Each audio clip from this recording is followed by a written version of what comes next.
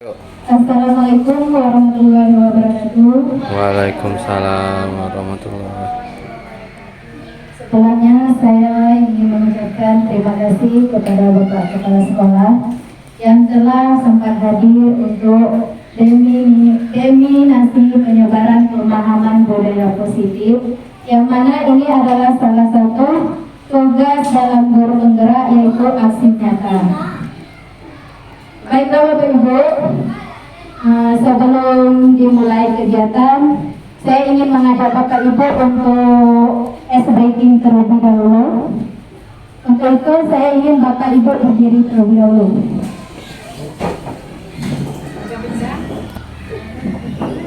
Baik, ice breaking kali ini adalah pagi, siang, sore.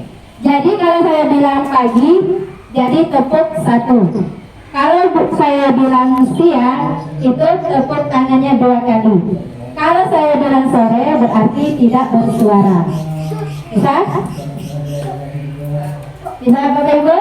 Bisa, baik. Tepuk pagi, tepuk siang, tepuk sore. Iya, kita ulangi lagi ya. Tepuk pagi, tepuk siang, pagi, siang, pagi, sore. Luar biasa fokusnya. Baik Bapak Ibu, kita ulang sekali lagi ya. Tepuk sore. Fokus. Iya. Kalau sore berarti diam. Iya. Tepuk pagi, siang, pagi, siang, siang, sore. Iya, baik, terima kasih. Silakan duduk kembali Bapak Ibu. Baik Bapak Ibu, di sini saya akan Siapa? mendefinisi penyebaran pemahaman budaya positif. Di sini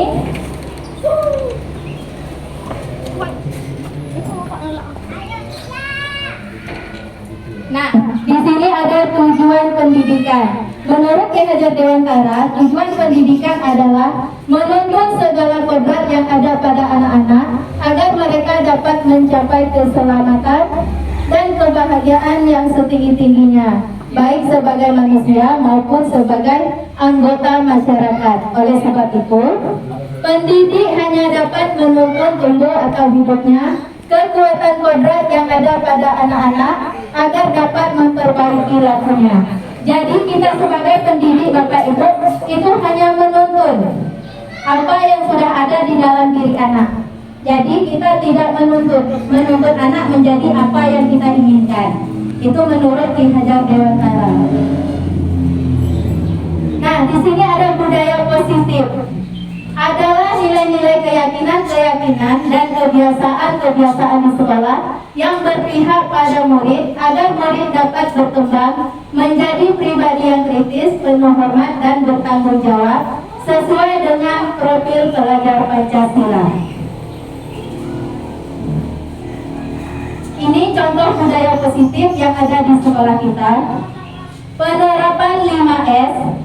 Terus gerakan memungut sampah dan membuang di tempatnya, menyambut siswa dan bersalaman dengan guru di pagi hari. Ini sudah siswa kita lakukan. Datang tepat waktu, melaksanakan senam pagi, berdoa sebelum dan sesudah belajar, melaksanakan kegiatan Jumat sedekah yang kita lakukan setiap hari Jumat, berinfak, bersikap jujur dan saling menghargai. Di sini konsep-konsep budaya positif. Yang pertama ada perubahan paradigma belajar. Yang kedua disiplin positif. Yang ketiga teori motivasi, hukum dan penghargaan. Yang keempat keyakinan kelas. Yang kelima kebutuhan dasar manusia. Yang keenam 5 posisi kontrol. Dan yang ketujuh segitiga restitusi. Nah, di sini ada Bapak Ibu sebuah kasus. Anda dan teman Anda akan melakukan kegiatan. Cobalah buka. Anda adalah A misalnya. Ini Bu Eti adalah A dan Ibu Uya adalah B. Nah, tugas Anda adalah mengepalkan satu tangan. Itu coba Anda bayangkan bahwa Anda menyimpan sesuatu yang berharga di kepala tangan. Terus Anda perlu menjaga benda tersebut sekuat tenaga Anda karena begitu pentingnya untuk kehidupan Anda. Tugas B, tugas Ibu Uya, misalnya adalah mencoba dengan segala cara membujuk, menghardik atau mengintimidasi, memarahi, menggoda, menggelitik, bahkan menawari menawari Ibu Eti uang agar Ibu Eti bersedia membuka kepala tangan. Nah, misalnya Ibu Uya ini berusaha bagaimanapun caranya, Ibu Eti harus membuka kepala tangannya. Nah, pertanyaannya, apakah Ibu Eti atau Uya membuka kepala tangan Anda? Apakah Ibu Uya bisa membuka kepala tangan Ibu Eti? Itu pertanyaannya Bapak Ibu. Yang kedua, dalam kegiatan ini sesungguhnya siapa yang memegang kontrol atau kendali untuk membuka atau menutup kepala tangan? Nah, menurut Bapak Ibu siapa yang memegang kontrol atau kendali untuk membuka kepala tangan Ibu Eti ini tadi?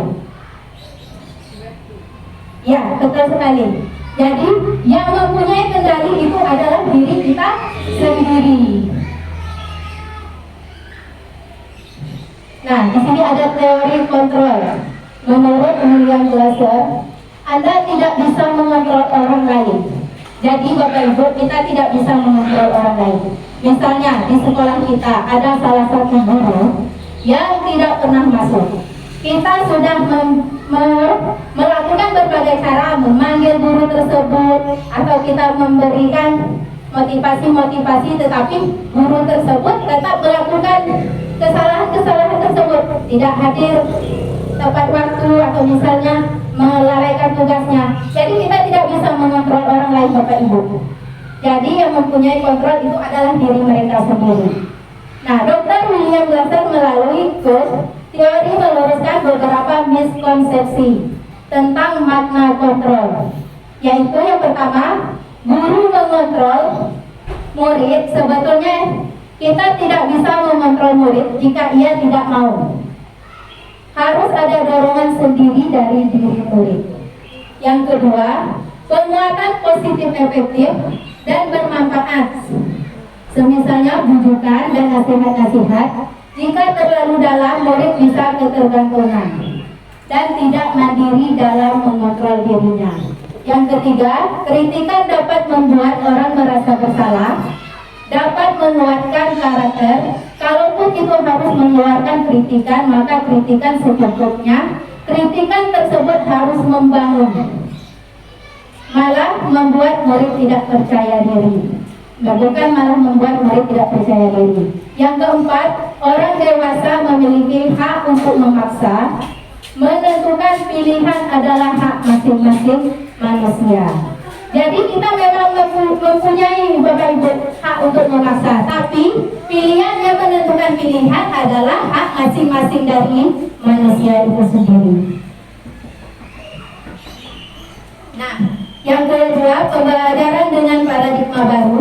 Pembelajaran dengan paradigma baru dirancang berdasarkan prinsip pembelajaran berdiferensiasi, sehingga setiap siswa belajar sesuai dengan kebutuhan dan perkembangannya untuk mewujudkan profil pelajar Pancasila. Di sini ada perubahan paradigma, stimulus respon, dan teori kontrol. Bisakah kita mengontrol seseorang? Ya, tentu tidak ya Bapak Ibu ya. Jadi stimulus respon, kita mencoba mengubah orang agar berpandangan sama dengan kita. Teori kontrol yang bisa kita lakukan adalah kita berusaha memahami pandangan orang lain tentang dunia. Jadi kita tidak bisa memaksakan pandangan orang lain itu sama dengan pandangan kita. Jadi kita yang harus memahaminya. Terus perilaku buruk dilihat sebagai suatu kesalahan. Nah, semua perilaku, teori kontrolnya, semua perilaku memiliki tujuan. Yang ketiga, orang lain bisa mengontrol saya.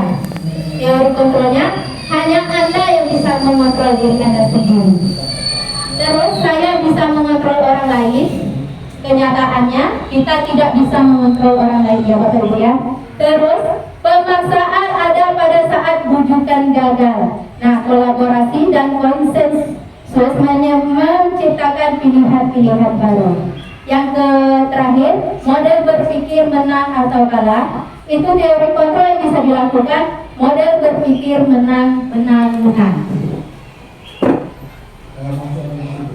Nah, apa makna disiplin? Di sini disiplin berasal dari bahasa Latin, yaitu disciplina, yang artinya belajar. Namun dalam budaya kita makna kata disiplin telah berubah menjadi sesuatu yang dilakukan seseorang pada orang lain untuk mendapatkan kepatuhan. Jadi disiplin itu kalau di dalam budaya kita untuk mendapatkan suatu kepatuhan. Nah, di sini ada disiplin positif. Disiplin positif adalah cara menerapkan sikap disiplin yang bertujuan menumbuhkan kesadaran serta memberdayakan anak mandiri melakukan sesuatu tanpa hukuman, penghargaan, ancaman, dan lain-lain. Terus tujuannya apa disiplin positif ini? Yaitu menciptakan murid yang memiliki disiplin diri sehingga dapat berperilaku mengacu pada nilai-nilai kebajikan universal dan memiliki motivasi intrinsik. Nah, di sini ada nilai-nilai kebajikan universal adalah sifat-sifat positif manusia yang merupakan tujuan mulia yang ingin dicapai setiap individu. Nilai tersebut bersifat universal berlaku di seluruh dunia. Dengan mengaitkan nilai-nilai kebajikan yang diyakini seseorang, maka motivasi intrinsiknya akan terbangun sehingga menggerakkan motivasi dari dalam untuk mencapai tujuan yang mulia yang diinginkan. Nah, di sini ada tabel proyek nilai kebajikan, yaitu pertama peduli, keterterangan, kebersihan, komitmen, belas kasih, percaya diri, bertujuan, tenggang rasa, dan gotong royong, rajin, keberanian, kesantunan, kreatif, semangat, kedermawanan, kejujuran, dermawan, harga diri, rendah diri, rendah hati, integritas, kebahagiaan, keadilan, baik hati, kesetiaan, berprinsip, bersahaja, keteraturan, kedamaian, keteguhan hati. Rasa hormat itu ada tanggung jawab, pengabdian, bijaksana, bersyukur, toleransi, percaya, lurus hati, ketegasan, dan pengertian. Yang ketiga, motivasi perilaku manusia. Yang pertama itu untuk menghindari ketidaknyamanan atau hukuman. Ini termasuk ke dalam motivasi ekstrinsik, motivasi dari luar. Yang kedua, untuk mendapatkan imbalan atau penghargaan dari orang lain dan lain-lain. Ini juga motivasi ekstrinsik dari luar. Yang ketiga, untuk menjadi seseorang yang mereka inginkan, menghargai diri sendiri berdasarkan nilai-nilai yang mereka percayai. Nah, ini adalah motivasi intrinsik yang ada di dalam diri. Tujuannya adalah untuk disiplin positif. Di sini Bapak Ibu ada perbedaan hukuman, konsekuensi, dan restitusi. Jadi kalau hukuman itu tidak terencana atau tiba-tiba bersifat satu arah, murid tidak dilibatkan berupa hukuman fisik atau psikis. Murid tersakiti dan murid merasa adanya paksaan. Kalau konsekuensi itu terencana dan disepakati, murid tetap tidak nyaman, perlu monitoring, berkelanjutan, penguatan jangka pendek, stimulus respon. Sedangkan restitusi menciptakan kondisi murid, memperbaiki kesalahan murid bertanggung jawab atas perilakunya.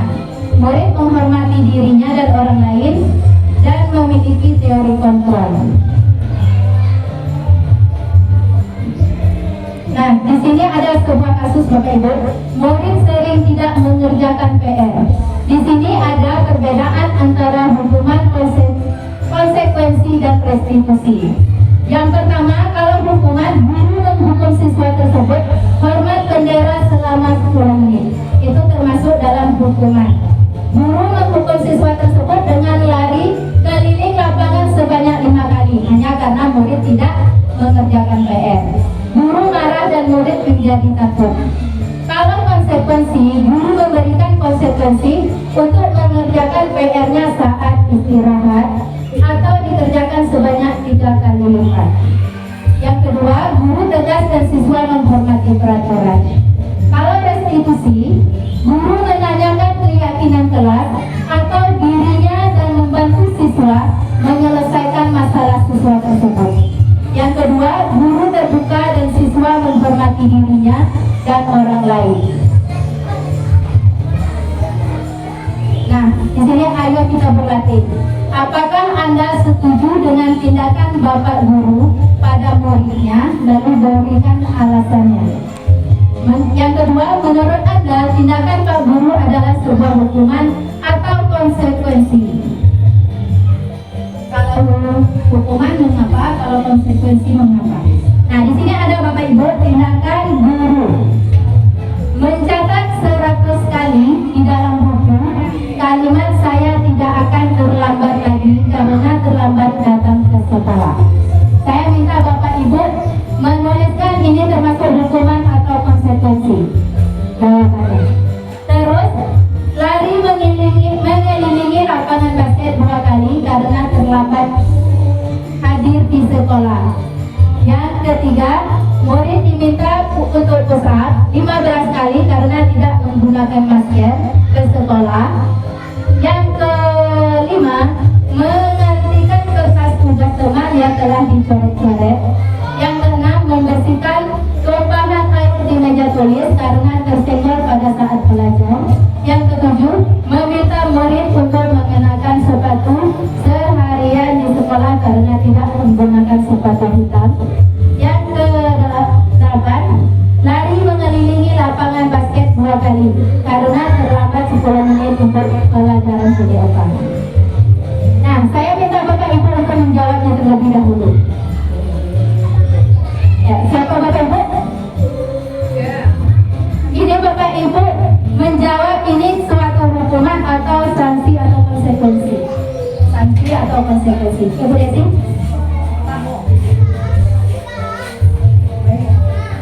Saya akan menjawab untuk jawaban yang pertama, mencatat 100 kali dalam buku kalimat "saya tidak akan terlambat lagi karena terlambat datang ke sekolah" itu bentuk konsekuensi. Ya, bukan sanksi.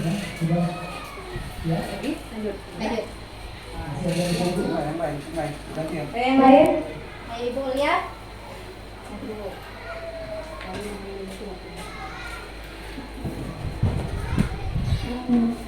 Yang kedua ada lari mengelilingi lapangan basket 2 kali karena terlambat hadir di sekolah, yaitu hukuman.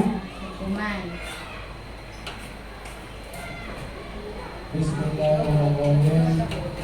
Assalamualaikum.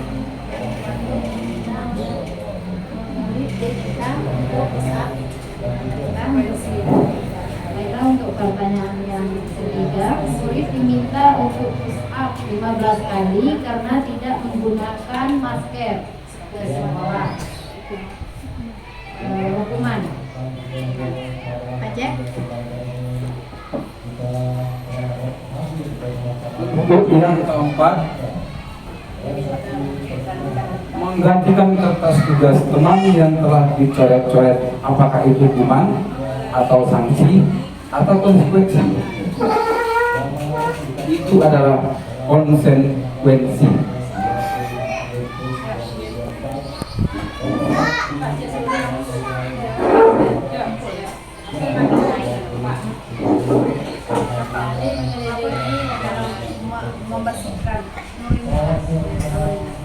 Yang membersihkan pahat air di meja tulis karena tersenggol pada saat belajar.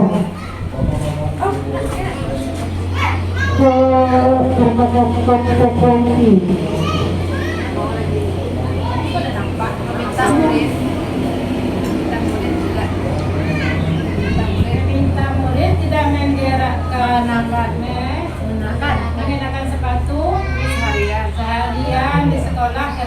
menyenangkan sekali dapat berita. Itu merupakan hukuman.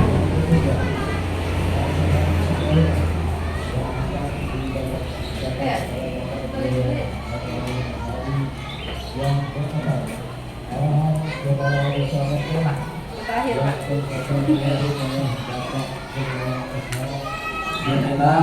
Kita kenakan dulu ketika murid lari mengelilingi lapangan basket 2 kali karena terlambat 10 menit untuk pelajaran PJOK.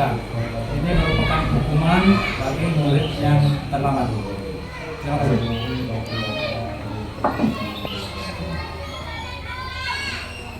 Baik Bapak Ibu, jadi kita sudah mendengar jawaban dari kita tadi. Nah, ini jawabannya Bapak Ibu.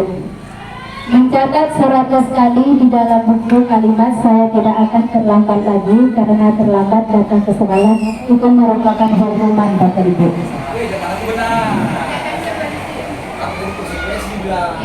Kenapa dikatakan hukuman? Karena ini adalah membuat murid itu merasa terpaksa menulis. Saya tidak akan terlambat kali, apalagi menulisnya itu sampai 100 kali. Nah, terus lari mengelilingi lapangan basket 2 kali karena terlambat hadir di sekolah. Ini juga merupakan hukuman.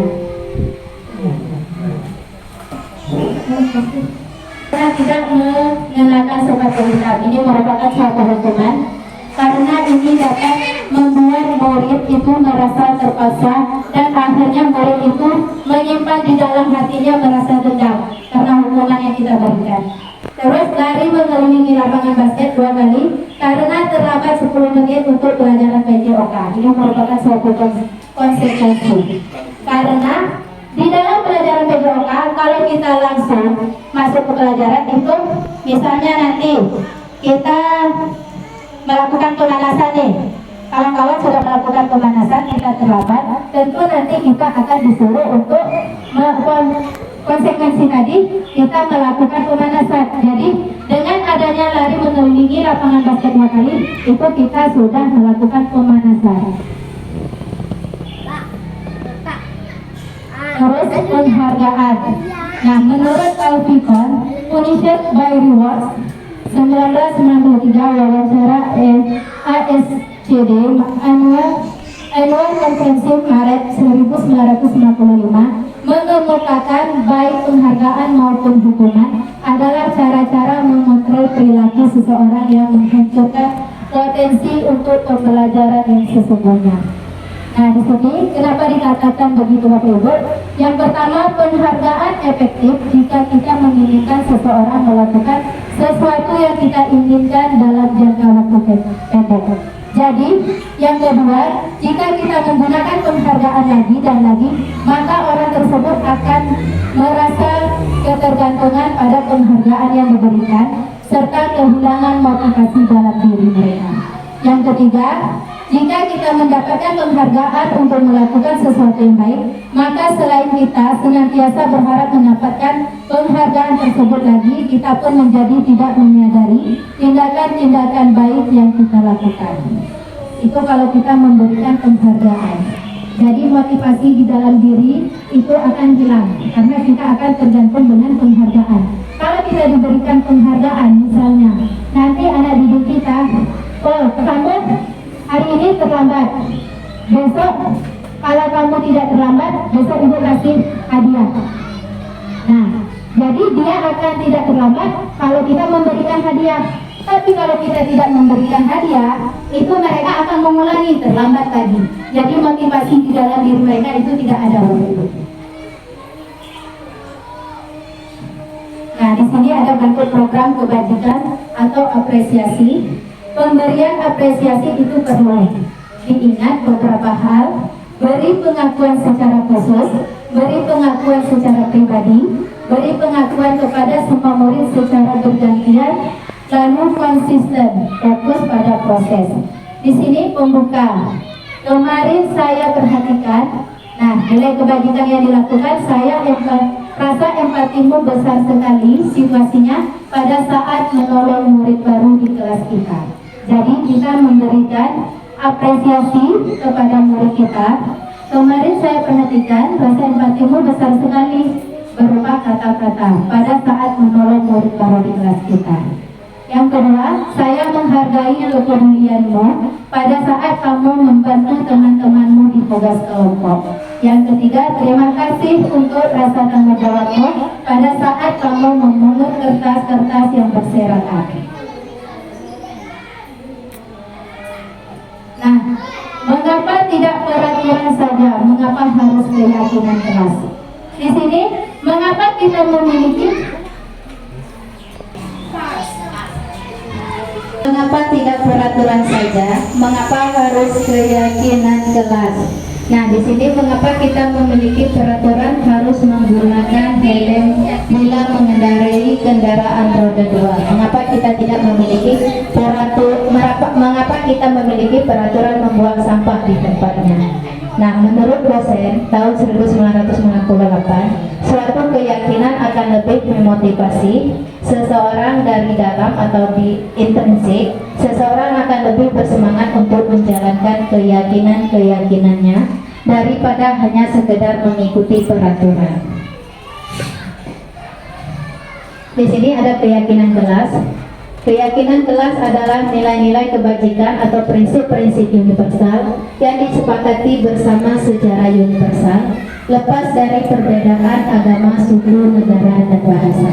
Jadi untuk membuat keyakinan kelas, Bapak Ibu, itu harus melibatkan semua siswa, bukan hanya guru saja yang membuat keyakinan kelas. Kalau hanya guru yang membuat keyakinan kelas, itu merupakan peraturan karena dibuat sendiri oleh guru tersebut. Nah, di sini peraturan selalu kembalikan buku ke tempatnya, itu merupakan suatu peraturan. Kalau keyakinan itu nilai kebajikan yang akan dituju. Contohnya, dari peraturan tersebut akan tumbuh nilai tanggung jawab. Dilarang mengganggu orang lain, itu nilai kebajikannya adalah menghormati orang lain dan diri sendiri. Yang ketiga, hadir di sekolah 15 menit sebelum pembelajaran dimulai, itu menghormati orang lain, berkomitmen dan pada tujuan. Yang keempat, dilarang melakukan kekerasan, itu nilai kebajikannya adalah keselamatan dan menghormati orang lain. Yang kelima, dilarang menggunakan narkoba. Nah, itu nilai kebajikannya adalah kesehatan. Terus gunakan masker, itu juga nilai kebajikannya kesehatan dan keselamatan. Jangan berlari di kelas atau koridor, itu merupakan nilai kebajikan yang ditujunya keselamatan dan keamanan. Nah, di sini ada pembentukan keyakinan kelas. Keyakinan kelas ini bersifat lebih abstrak daripada peraturan yang lebih rinci dan konkret. Keyakinan kelas berupa nilai kebajikan universal. Pernyataan keyakinan kelas dibuat dalam bentuk positif. Jadi tidak ada kata jangan datang terlambat, tidak boleh datang terlambat misalnya. Jadi kita ganti kalimatnya menjadi lebih positif. Misalnya datang tepat waktu. Tidak boleh menggunakan kata-kata jangan. Atau misalnya tidak boleh ribut di kelas. Nah, jadi kita ganti dengan kata-kata positifnya, berbicara saat diminta. Itu lebih positif kata-katanya. Jadi kita tidak menggunakan jangan lagi. Kalau jangan itu merupakan suatu peraturan. Terus keyakinan kelas hendaknya tidak terlalu banyak sehingga mudah diingat dan dipahami. Keyakinan kelas sebaiknya sesuatu yang dapat diterapkan di lingkungan tersebut. Semua warga kelas ikut berkontribusi dalam pembuatan. Nah, ini jadi kalau peraturan kelas tadi guru sendiri yang membuatnya. Tapi kalau keyakinan kelas itu semua murid dilibatkan. Jadi nanti akan menemukan suatu kesepakatan bersama dengan murid yang akan diyakini oleh warga sekolah tersebut, warga kelas. Terus semua warga kelas ikut berkontribusi dalam pembuatan keyakinan kelas lewat kegiatan curah pendapat, bersedia meninjau kembali keyakinan kelas dari waktu ke waktu. Jadi keyakinan kelas ini tidak 1 tahun itulah, tidak. Jadi bisa kita tinjau kembali dan bisa kita ubah kembali. Keyakinan kelas itu sama dengan peraturan kelas, tapi itu lebih mengutamakan nilai-nilai kebajikannya. Nah, di sini ada dokumentasi pembuatan keyakinan kelas 5. Jadi kami memiliki keyakinan kelas itu ada 7. Selesaikan tugas tepat waktu. Ini nilai kebajikannya: bertanggung jawab atas tugas dan PR-nya, berbicara saat diminta, selalu membawa peralatan sekolah, makan di waktu jam istirahat, bersikap sopan saat di kelas, lepas sepatu saat masuk ke kelas, menghormati guru dan teman di kelas atau di lingkungan sekolah. Jadi kami membuat keyakinan kelas ini secara bersama. Yang kelima, kebutuhan dasar manusia. Jadi kebutuhan dasar manusia ini ada 5. Yang pertama, bertahan hidup, kasih sayang dan rasa diterima, kebebasan, penguasaan dan kesenangan. Nah, di sini ada kasus Bapak Ibu. Ibu Rina, guru kelas 3 di SD Permata, sedang bingung menghadapi ulah salah satu murid di kelas bernama Doni. Beberapa anak telah datang dan mengeluhkan Doni yang seringkali meminta bekal makan siang mereka dengan paksa. Jika Anda menghadapi situasi seperti Bu Rina, apa yang akan Anda lakukan? Menurut Anda, kira-kira apa alasan Doni melakukan hal tersebut? Ini, dalam konteks penerapan disiplin positif, Ibu Rina sebaiknya mencari tahu alasan Doni melakukan tindakan tersebut agar mengetahui kebutuhan mana yang sedang berusaha dipenuhi oleh Doni. Jadi tadi kebutuhan dasar manusia itu ada 5: bertahan hidup, kasih sayang, kebebasan, penguasaan dan kesenangan. Jadi Doni lapar dan orang tuanya tidak membawakan bekal. Jadi kenapa itulah Doni sering mengganggu bekal makan temannya. Jadi alasannya itu adalah bertahan hidup karena tidak diperhatikan oleh orang tuanya untuk bekal untuk makannya. Terus kasih sayang, teman Doni jadi perhatian. Jadi dengan dia membuat ulah mengganggu bekal temannya, itu dia mengharapkan perhatian dari teman-temannya. Terus kebebasan, Doni merasa bosan dengan bekal dari orang tuanya. Misalnya bekal yang diberikan orang tuanya itu mie goreng. Jadi dia bosan sehingga dia mencari bekal teman-temannya, mengganggu bekal temannya. Terus penguasaan, Doni merasa hebat karena temannya menjadi takut. Nah, terus yang kelima, kesenangan, Doni iseng dan senang melihat ekspresi temannya. Jadi dengan mengganggu temannya itu dia merasa senang. Yang keenam, 5 posisi kontrol. Nah, tadi ada penghukum, pembuat rasa bersalah, teman, pemantau, dan manajer. Nah, kalau menghukum itu kita biasanya menggunakan nada tinggi, marah, emosi, menyakiti. Dampak yang terjadi pada murid adalah murid dendam, tersakiti, dan berontak. Itu kalau kita menggunakan teori kontrol penghukum. Terus kalau kita menggunakan teori kontrol pembuat merasa bersalah, itu memelas, lembut, tapi membuat murid merasa bersalah. Yang ketiga, dampaknya adalah emosi negatif dalam diri. Yang ketiga, teman, kita bersikap ramah, akrab. Dampak dengan murid adalah murid ketergantungan terhadap yang kita lakukan kepada mereka. Terus pemantau, mengawasi berdasarkan fakta, peraturan, dan konsekuensi. Yang keempat, manajer, netral, tidak emosian. Murid diajak refleksi dan mencari solusi bersama. Ini dampaknya murid mandiri dan merasa bertanggung jawab. Nah, di sini ada motivasi, identitas gagal, kontrol dari luar. Identitas berhasil atau sukses itu kontrol dari luar, dan identitas berhasil atau sukses yang terdapat kontrol dari dalam. Di sini untuk identitas gagal itu menghindari hukuman, contohnya penghukum dan pembuat orang merasa bersalah. Di sini contohnya guru membuat menghardik, menunjuk, menyakiti dan menyindir siswa. itu merupakan suatu penghukuman. Kalau untuk membuat orang merasa bersalah itu berceramah contohnya. Contohnya berceramah dan mengatakan seharusnya kamu begini, atau ibu kecewa sama kamu. Jadi murid itu merasa bersalah. Nah, terus guru berkata kalau kamu tidak melakukannya awas ya, itu merupakan suatu hukuman. Jadi ada ancaman-ancaman.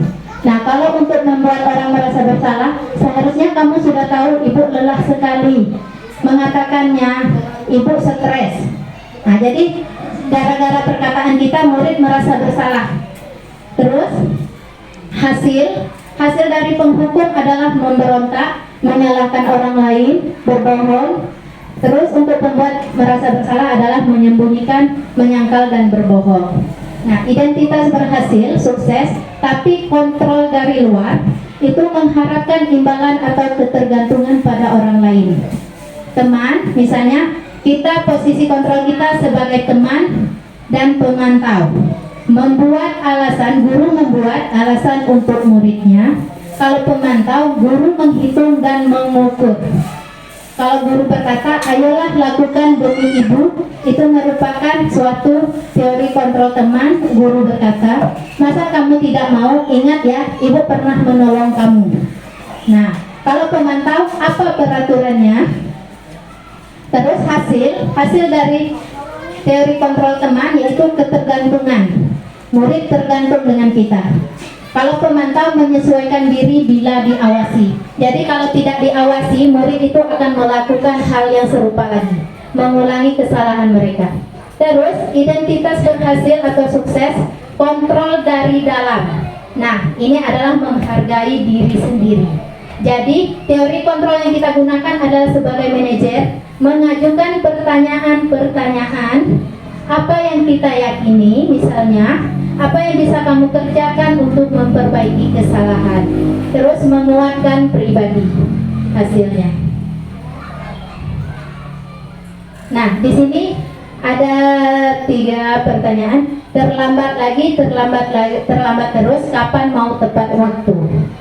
Nah, ini merupakan.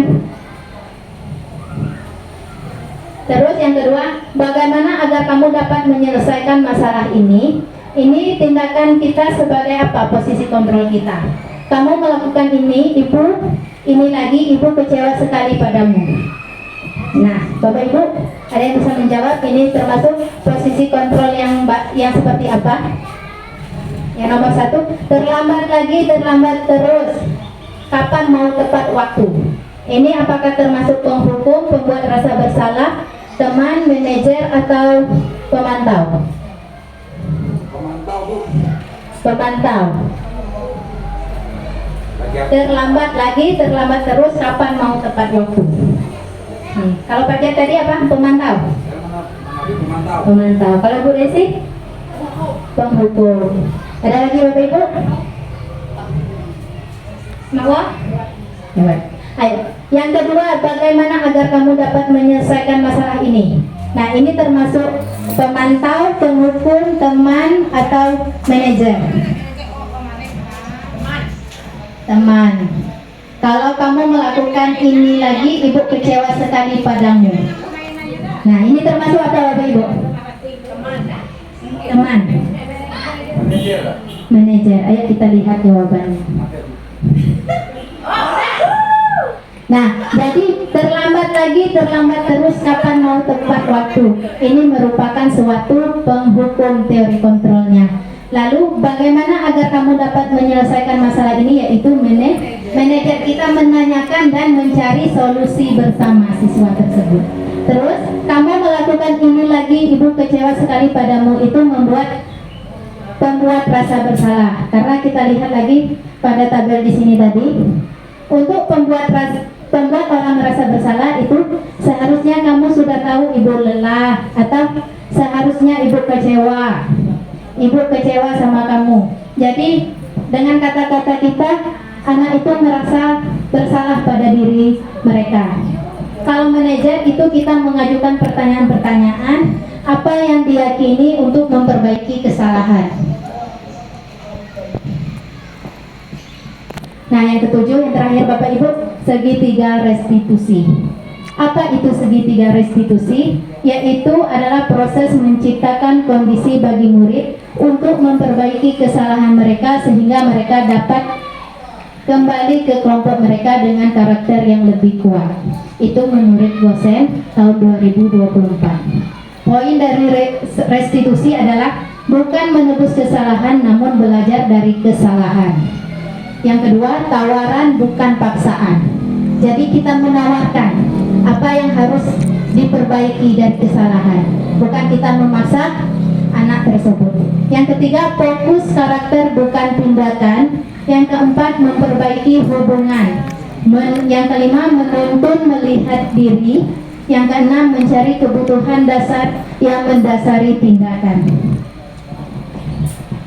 Nah, ini ada segitiga restitusi, model untuk menyelesaikan konflik dan mengajarkan anak-anak untuk bertanggung jawab atas tindakan mereka.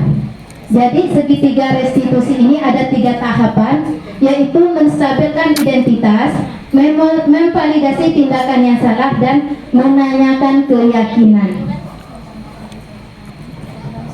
Nah, menstabilkan identitas yaitu untuk tujuannya untuk membuat anak-anak yang merasa gagal karena berbuat salah menjadi positif terhadap dirinya.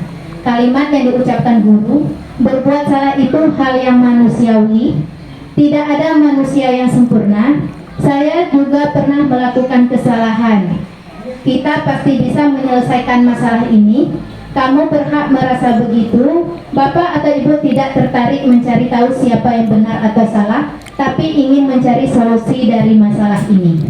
Itu menstabilkan identitas. Yang kedua, validasi tindakan yang salah. Ini adalah tujuannya untuk membantu siswa mengenali kebutuhan yang ingin dipenuhi ketika melakukan kesalahan.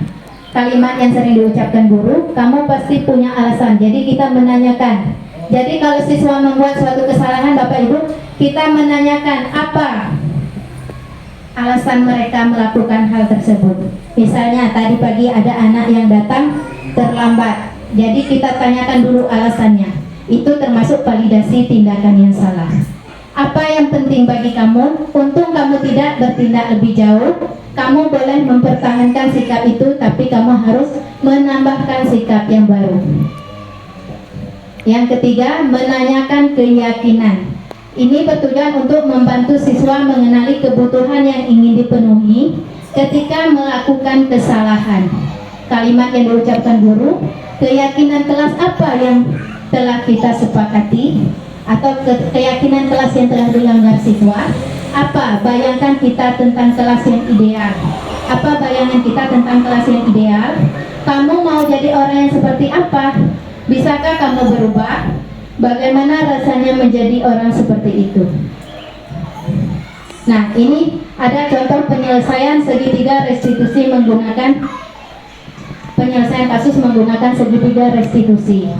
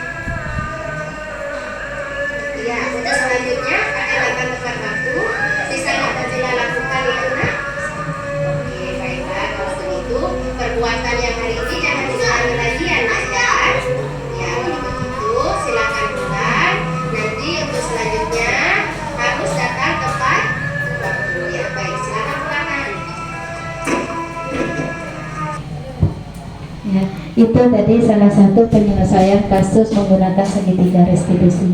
Jadi yang pertama kita menstabilkan identitas dulu, kita menanyakan kepada siswa alasan mengapa dia bisa datang terlambat, lalu kita memvalidasi tindakan yang salah dan untuk memperbaiki kesalahan mereka. Terus kita mencari solusi bersama agar dia tidak datang terlambat lagi. Baik Bapak Ibu, mungkin cukup sekian presentasi dari diseminasi pemahaman budaya positif, penyebaran budaya positif oleh saya. Saya ucapkan atas waktu dan kesempatannya, dan saya mengucapkan terima kasih kepada Bapak Ibu karena telah berkenan untuk mendengarkan dan menyimak presentasi yang telah saya lakukan.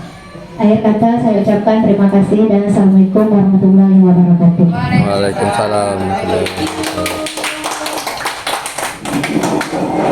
Atas bergerak. Jadi tarik. Sudah? Nah, foto dulu.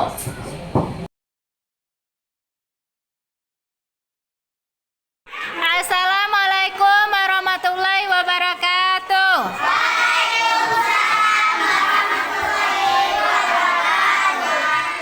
Baik, hari ini kita akan membuat keyakinan kelas kita, yaitu keyakinan kelas 5. Nah, keyakinan ini akan muncul dari peraturan-peraturan yang akan kita buat. Jadi nanti setiap kalian ibu minta untuk menuliskan satu keyakinan. Jadi setiap kalian itu akan menulis satu keyakinan yang kita percayai bisa kita laksanakan untuk kelas kita. Mengerti? Nah, nanti ibu ada kertas. Jadi kalian diminta untuk menulis di kertas ini. Nanti setelah ditulis di kertas, ditempelkan di papan tulis, kita akan memilih keyakinan kelas kita sesuai dengan yang bisa kita yakini. Bisa? Bisa? Sudah? Ayo, ambil kertasnya. Satu orang satu, tulis namanya.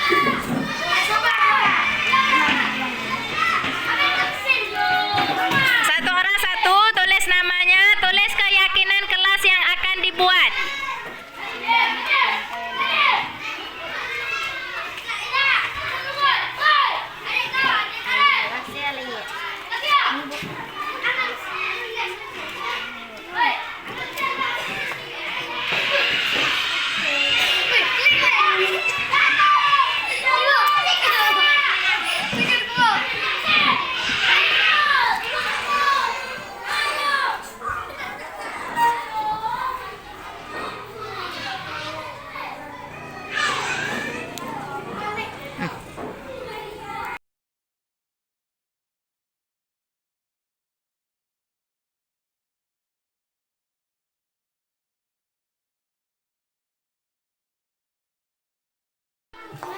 Ya, tulis nama, terus tulis keyakinannya.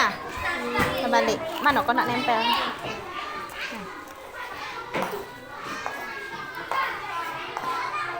Yang sudah silakan tempel di papan tulis. Nanti ibu minta satu orang yang membacakan di papan tulis. Tulisan teman-temannya. Sudah? Kalau sudah silakan tempel di sebelah sini.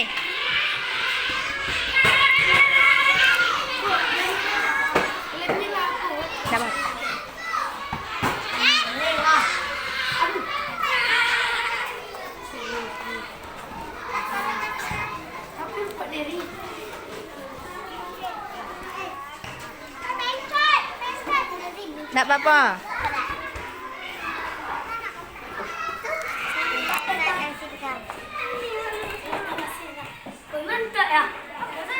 Balik. Tahu udah, Bu.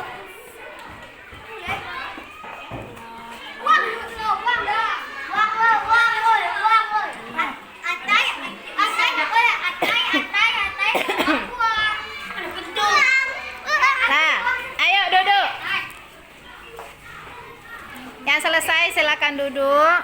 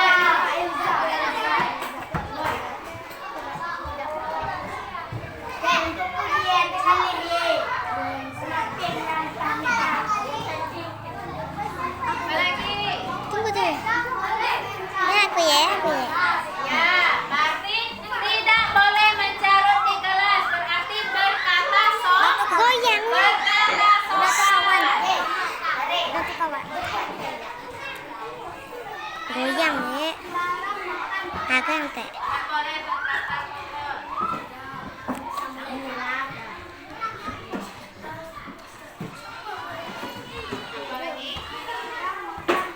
Ya, dilarang makan sama. Ya, tidak boleh menggunakan sepatu di kelas.